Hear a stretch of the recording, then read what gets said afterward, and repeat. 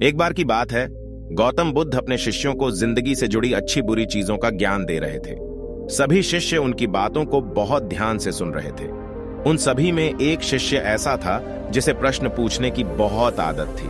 वो उठकर गौतम बुद्ध के पास गया और उनसे बोला, आप हमें जिंदगी के बारे में जो कुछ सिखा रहे हैं उस सब का क्या फायदा, क्योंकि हम में से बहुत से बच्चों को यह भी नहीं पता कि हमारे जीवन का मूल्य क्या है और ये जीवन हमारे लिए कितना कीमती है।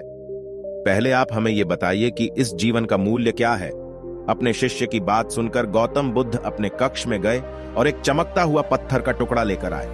वो टुकड़ा उन्होंने अपने शिष्य को दिया और बोले, मैं तुम्हें इस जीवन का मूल्य तब बताऊंगा जब तुम इस पत्थर का सही मूल्य पता लगाकर आओगे। साथ ही ये ध्यान रखना कि तुम्हें यह पत्थर का टुकड़ा किसी को बेचना नहीं है। गौतम बुद्ध की बात मानकर वो शिष्य बाजार की तरफ चला गया। बाजार में सबसे पहले उसकी नजर एक फल बेचने वाले पर पड़ी और उसने वो पत्थर उस फल वाले को दिखाया और बोला, इस पत्थर के बदले आप मुझे कितने फल दे सकते हो? फल वाला बोला, ये पत्थर कुछ खास तो नहीं है, लेकिन फिर भी इसके बदले में तुम्हें 10 केले दे सकता हूं। वो शिष्य उस पत्थर को लेकर आगे चला गया। फिर उसे एक सब्जी वाला मिला। शिष्य ने उस सब्जी वाले से उस पत्थर की कीमत पूछी। सब्जी वाले ने उस पत्थर को ध्यान से देखा और बोला, इस पत्थर की कीमत के बदले में तुम्हें ज्यादा से ज्यादा एक बोरी भरकर सब्जियां दे सकता हूं। इसके बाद वो शिष्य उस पत्थर को लेकर एक सोने के व्यापारी के पास गया।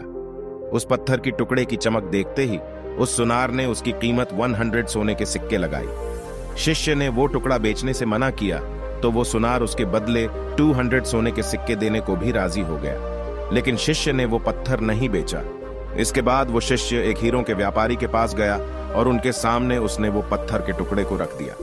उस पत्थर को देखते ही हीरों के व्यापारी ने एक साफ कपड़ा बिछाया, उस पत्थर को उसके ऊपर रखा, फिर उसकी परिक्रमा की और हाथ जोड़कर उस पत्थर को कपड़े में लपेटते हुए वो बोला, तुम जिसे मामूली पत्थर समझकर उसकी कीमत पूछ रहे हो, असल में ये एक बेशकीमती रूबी है।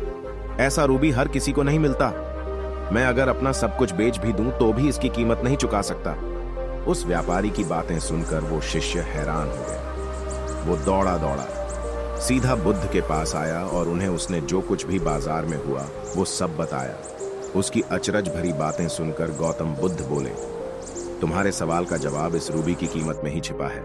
हमारा जीवन भी एक रूबी है। रूबी की तरह ये भी बेशकीमती है, लेकिन हम इस बात को हमेशा नजरअंदाज करते हैं और अपने जीवन का मूल्य नहीं समझते। हम दूसरों को देखकर और उनके जैसा जीवन जीने की कोशिश में अपने जीवन की कीमत को कम कर देते हैं। हम ये सोचते हैं कि हमारी जिंदगी की कीमत वही है जो दूसरे हमें बताते हैं, लेकिन ये बात हमेशा ध्यान रखना कि सामने वाला अपनी हैसियत, बुद्धि और अपनी समझ के हिसाब से तुम्हारी कीमत लगाता है। दोस्तों, कैसी लगी ये कहानी और क्या सीखा आपने कमेंट्स में बताएं और वीडियो को लाइक करें। ऐसी ही महत्वपूर्ण कहानी सुनने के लिए चैनल को सब्सक्राइब करें। धन्यवाद।